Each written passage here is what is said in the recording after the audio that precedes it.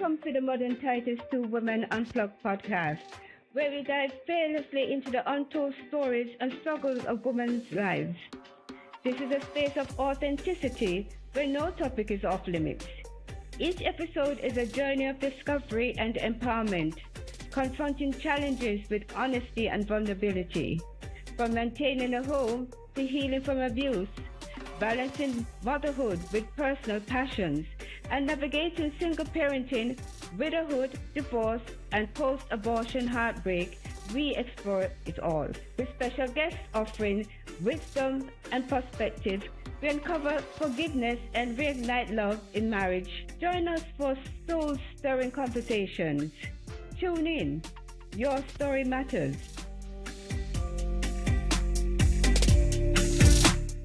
This podcast is for informational purposes only and should not be considered legal, health, tax, professional advice.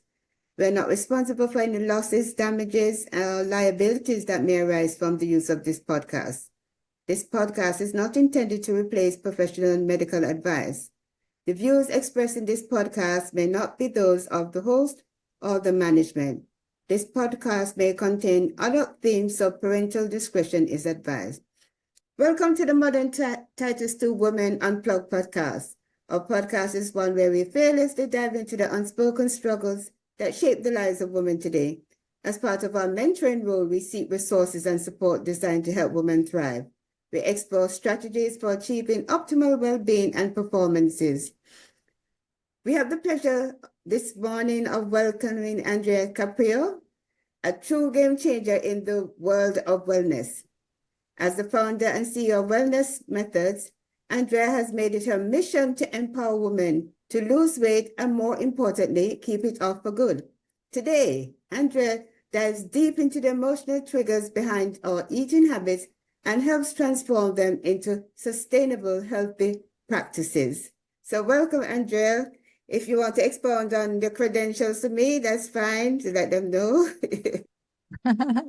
Lorna, thanks so much for this lovely invitation and your introduction as well. I'm excited to be at the Modern Titus podcast today to hopefully help everybody here to overcome emotional eating. I actually came into that myself through my own health journey that I improved and after which I realized I've been eating too much sugar, right? And so I am now a master certified transformational nutrition coach, which I have in that a couple of specializations like gut health, hormonal health, diabetes, cancer, autoimmune diseases, emotional eating, of course, weight loss, and other emotional health issues as well. So I dive pretty deep into things like looking at root causes of people's issues, helping them with healthy habits, because, it's easy to say just eat the apple instead of the bag of chips. Yes. And basically I have a very holistic approach looking at the science of nutrition combined with emotional health and with spiritual health as well, helping people not only to overcome emotional eating, lose weight, but also keep it off or improve their health, permanently.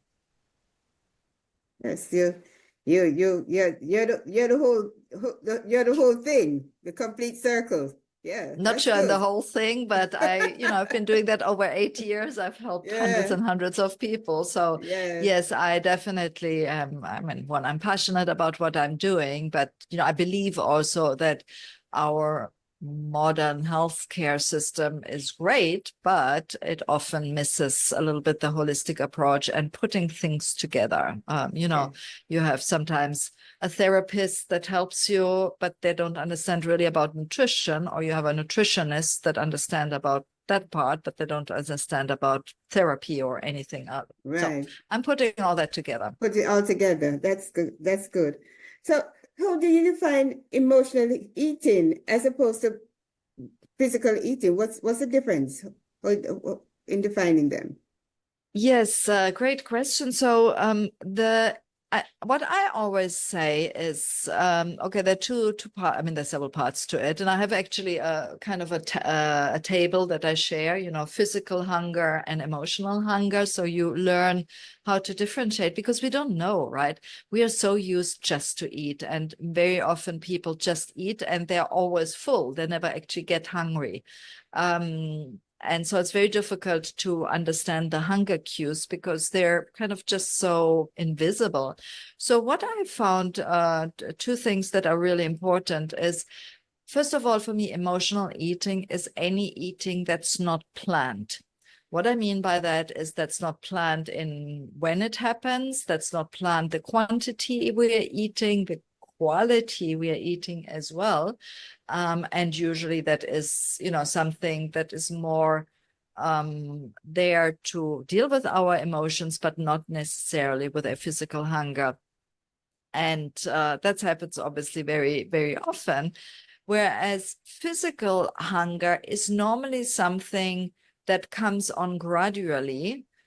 Emotional eating usually happens quite quickly and is usually based on a trigger, right? So where, you have a stress situation, a call with your boss that shouts at you, an argument with maybe a family member or whatever, or you're just tired. And also, not to forget, emotional eating can also be a happy emotion, a positive emotional eating. So it's not only anxious, sad, or, anything negative. And so, yes, as I said, it's a slow, normally physical hunger comes slowly. Emotional hunger is more trigger driven. And usually an emotional eater also wants a certain type of food, right? They're fixated on their emotional food, a bag of chips, ice cream, or whatever it is. Whereas a physical hunger, you will just want to eat something. Okay. I know some people, when they get stressed, that they exercise, do other things. But why would somebody turn to food for comfort during stressful time, as opposed to doing something else? So, yes, that is a great question. So actually, why they turn to food is because we are taught to turn to food, right, from early childhood in general. I mean, if you look at it, a child cries, what does the parent do? Here's a lolly, or, a sweetie, or something like that. It's all okay, don't cry, here's something. Or, I always give that sample from one of my clients. When she was a child, parents came home, they were tired, they needed a break, they put the child in front of TV with a bag of chips. The child thought the parents don't love her. So today, whenever, she feels down or tired or whatever, she will turn to food, because at the time she felt only food loves me. So it's really something, even, I mean, probably today it doesn't exist so much, but when I was young, the dentist would give me a sweetie. Right. I mean, how crazy is that? I don't know if it's still done today. I really hope not. But that's basically how we've been brought up, and that's why we turn to food. And it's also one thing to not forget. A lot of people turn to other things: alcohol, drugs, sex, gambling, whatever. But food is there, right? I mean, food Easy is access. legal, it's there, it's easily accessible and all that. So that's why so many people turn to food instead of, other things. Okay. That's interesting what you said about the dentist, because normally when you go to dentist, the discomfort is pain. And if they're gonna give you a sweet after the pain. Yeah. Yeah, that's interesting. I didn't think of it like that, but that's really interesting. Can you share some psychological theories that explain why emotional eating occurs? So there are plenty of theories and truths, let's say, as well. But basically, what I always like to explain is, but we already spoke about the childhood, right? So basically, we have a belief system, we are used to it. Very often it's a limiting belief that is somehow there, that we are not good enough, and that's why we react maybe in an emotional way. And as I mentioned earlier, that is why then people eat emotionally, because it's available, right? It's Mm-hmm. easy. So that's definitely something that happens there.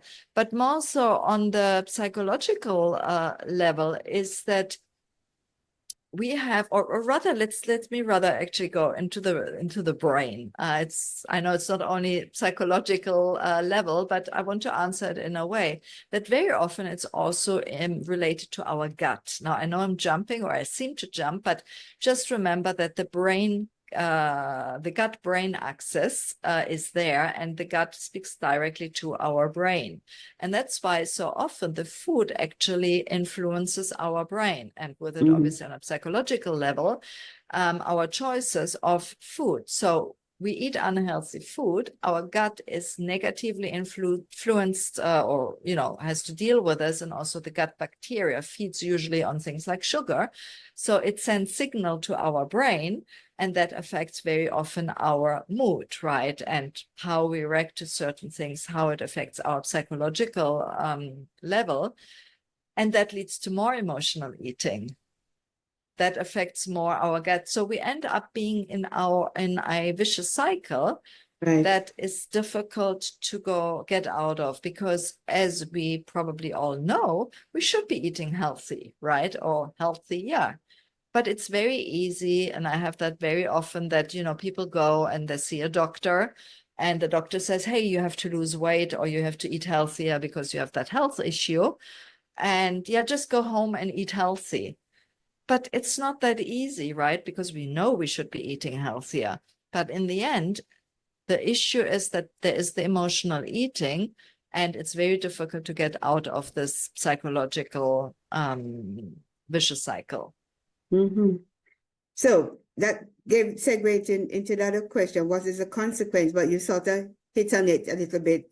What are the consequences of long-term emotional eating? You sort of hit on it about the health issues that occur. Yeah. Yeah. One of it, diabetes, obesity, and other things like that. Yes, of course. So when we eat emotionally in general, few people eat emotionally unhealthy food. Let's face it, right? That's true. So most people, they eat unhealthy food. So it's either, too much sugar, too much processed food, refined carbohydrates like, white flour, things like that, bread and so on. Things with additives, things also that are highly maybe, where there are pesticides in genetically modified, yeah. Mm-hmm. and so on and so on. So when you look at this, when you eat these kind of foods emotionally, you also additionally eat obviously a higher quantity than you should, and that affects really our health, right? So it can affect your gut health, as I mentioned. It can affect your hormones.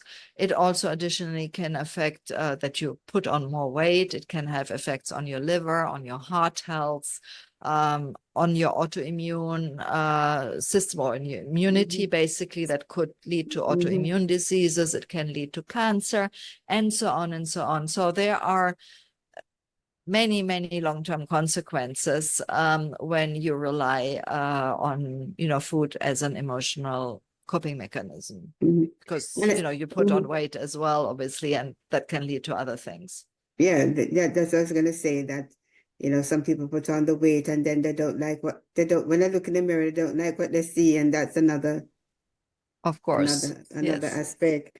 But how does one really know? How does somebody really know that I'm eating emotionally as opposed to just eating, physical, to cover physical hunger? So, like I touched a little bit on it already before, is basically you, for example, any unplanned food would probably be an emotional food. So what I do is normally for me, always, whatever it is, it's always awareness is the first part, right? So you want to be aware of what, when are you eating? So a really great way is actually to write down, like a journal, track your food. You don't need to do it like super detailed, but just write down, all the food you're eating, all the meals you're having, and do that over a few days, maybe a week or so. And then look at it, and you will probably discover some patterns that maybe you eat every day at 3 o'clock and you realize, yes, because you're tired. And the root cause of it maybe is that your blood sugar is low. Because when I work with people, I look at the root cause of it. But for them, for somebody, they will not know it, but already that, at 3 o'clock, you're always hungry. That is a sign that you need a pick-me-up. Or, when somebody calls, like your boss calls or so, right? And you eat. So you will discover these things. So writing down sort of a journal, what you're eating and maybe how you're feeling, you will very quickly discover, that you're an emotional eater, or that at certain times of the day or certain, triggers or whatever, that you are eating emotionally. And that's basically, besides what I mentioned already earlier, is, where you can then find out what is emotional hunger and physical hunger. Right. So what are some of the effective strategy in managing these cravings that one has? How do you go about managing them when they occur? Yes. So, okay, I mentioned already in terms of the strategy, the awareness is always the first one. I have developed with my clients what I call the food freedom formula, which is a 5-step system. So it goes basically after the awareness, it goes really to showing them the root cause of whatever their issues are and addressing the root cause. Implementing habits, and then also, working on the mindset. I mentioned this a little bit earlier, the mindset. So to go back to, so I just wanted to kind of pan out what is sort of the steps to go really to a long-term, a permanent getting, ending emotional eating, because you don't want just for one day, right? You want really to get rid of that for the rest of your life. And so the first thing after the awareness is really that I say, let's start with implementing healthy habits. And one thing is, for example, a lot of people think they are hungry, but in fact, they are dehydrated and they just need a glass of water. So when I say implementing a tiny habits, I would just start with somebody adding more water, right? And making sure they drink enough water to whatever they need. So a really great way of implementing a new habit is what I call the tiny habit. It comes from the same title book, is to have a trigger. So each time I go to the bathroom, and let's say after I wash my hands and I put the tap off, I drink a glass of water. So you have the trigger, right? And you have the new habit.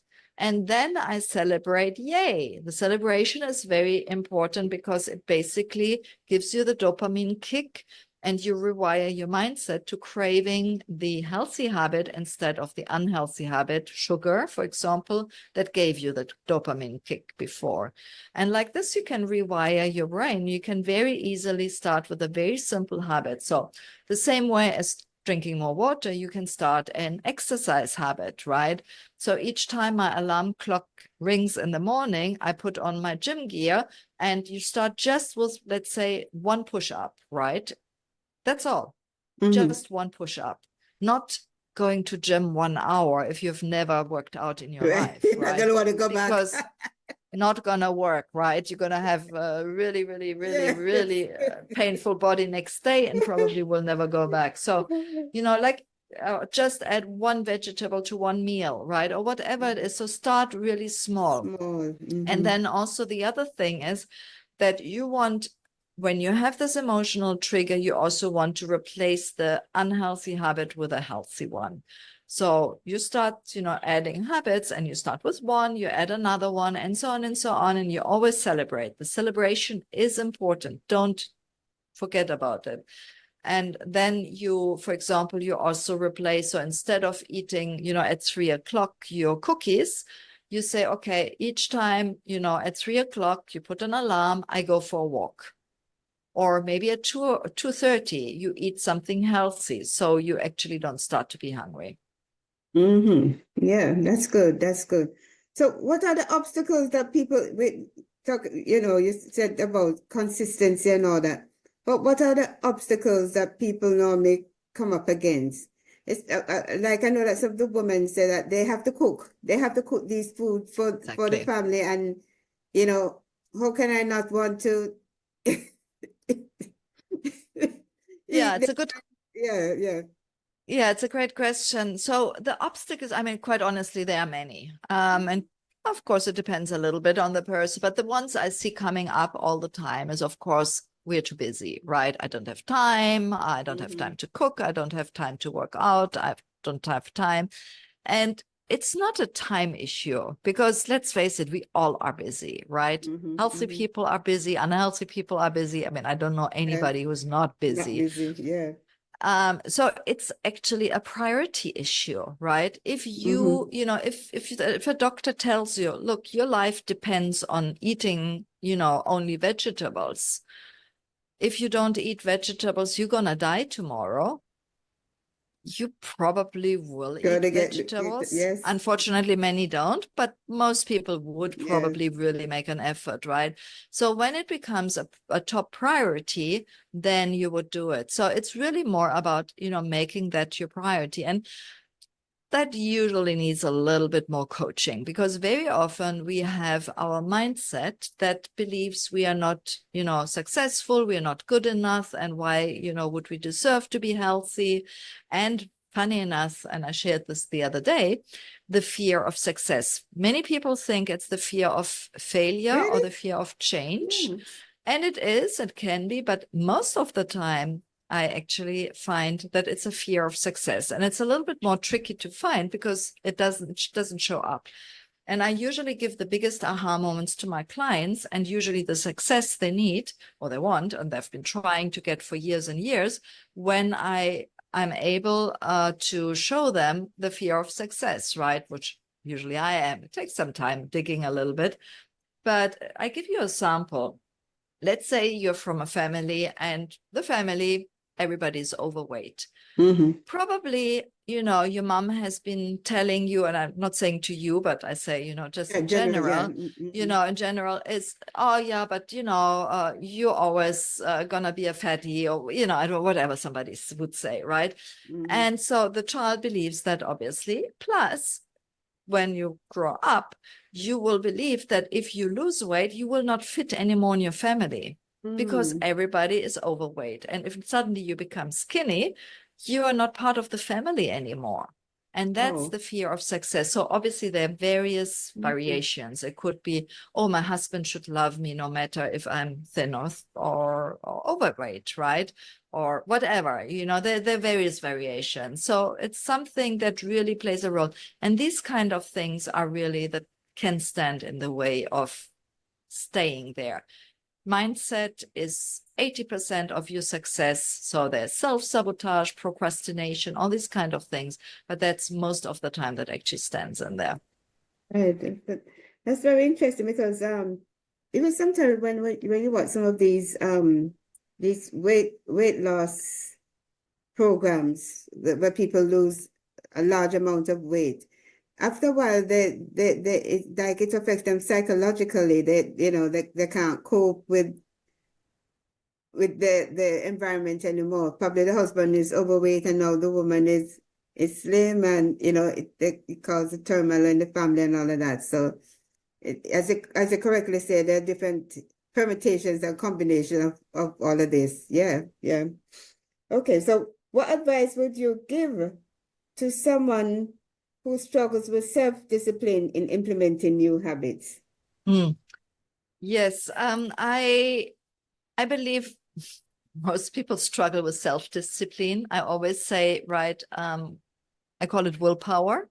Yes. And I always say you have a bag with coins of willpower, and you use 1, 2, 3, 4, 5, and eventually they're gone, right?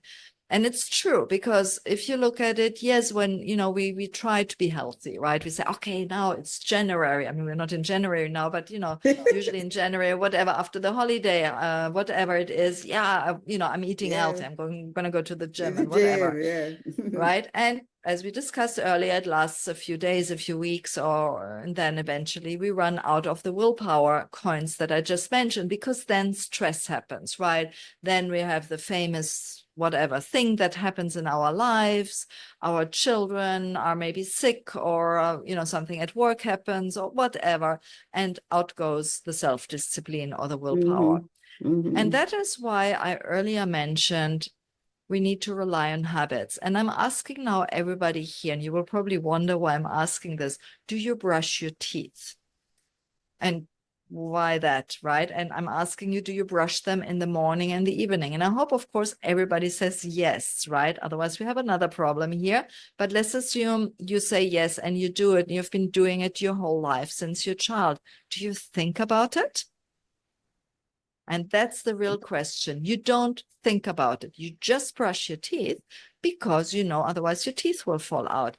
And the same way we are learning healthy habit, like I talked to you earlier, the tiny habits. And it's, by the way, in my Food Freedom Formula workshop that I'm going to tell you about in a minute. That is really how we learn to implement these healthy habits and stay on it, because then we don't need willpower. You don't need willpower to brush your teeth. You just do it, right? Yes. And the same thing is, if you struggle with self-discipline, learn the healthy habits, start small, add to it, and then you're golden. You don't need self-discipline or willpower. It's interesting you say about the brushing of teeth, because when I was a child, from you brush your teeth to go to your bed, you're not supposed to eat anything after that. My mom says. Same thing. It's a great habit, but that's a new habit that you could implement if you struggle, that's what my with, mom always say. I usually recommend that actually, and say, you kind of, I call it close your window. Right. And after you brush your teeth, you can't eat anymore. Right. Great tip. Yeah. Well, it's been wonderful. The time went so fast, and what an enlightening conversation. So as we wrap up, would you mind telling our listeners how to get in touch with you? And well, I can collect that information at the end still, but just to let them know how to get in touch with you and all of that. Absolutely. So thank you so much, Lorna, and everybody, for listening to us. If anybody's interested, I can be found anywhere online. I mean, my company is called Wellness Methods. My website, wellnessmethods.com, and then on Instagram, on Facebook, on YouTube and whatnot, I'm usually with that name, or just search Andrea Caprio. You should also be able. And if you're interested, to go deeper, if you want maybe to discuss something, I have always a little moment in my calendar where I can fit you in. So just reach out to me through DM or whatever. Or directly through my website, of course. You can also book a session there.